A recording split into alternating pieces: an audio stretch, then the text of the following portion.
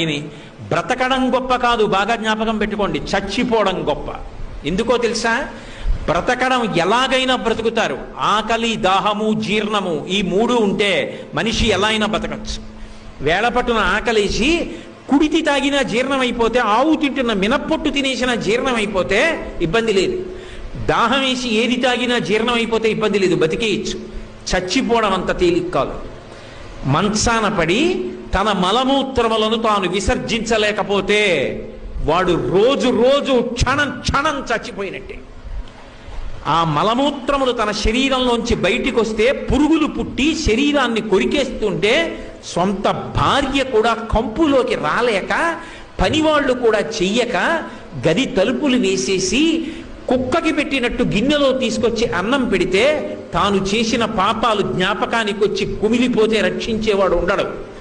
అనాయాసంగా వెళ్ళిపోవడం అంత గొప్పది. అది ఇవ్వగలిగిన వాడు శంకరుడు ఒక్కడే.